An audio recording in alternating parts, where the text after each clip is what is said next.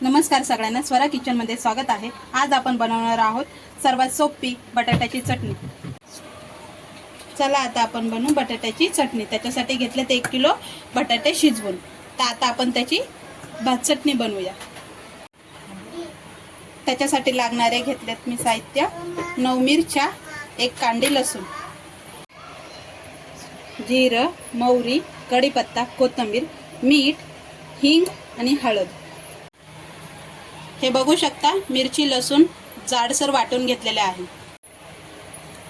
आता आपण फोडणी देणार आहोत। त्याच्यासाठी तेल टाकले।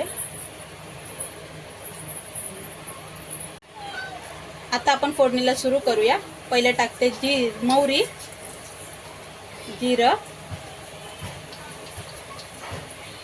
कढीपत्ता, थोडीशी मी कोथिंबीर सोडते तेलात चवीसाठी। थोडंसं हिंग,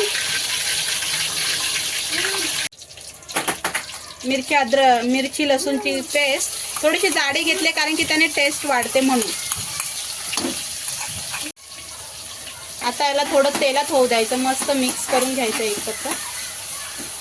2-1 मिनिटं छान तेलात तळून घ्यायचं। बघू शकता तेलात चांगलं फ्राय झालेलं आहे। आता आपण याच्यात हळद टाकूया।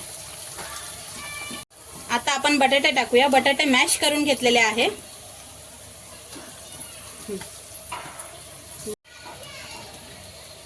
बघू शकता चांगलं मिक्स केलेलं आहे। आता आपण याच्यात थोडीशी वरतून कोथिंबीर टाकूया आणि 5-10 मिनिटं वाफेवर होऊन देऊ स्लो याच्यावर।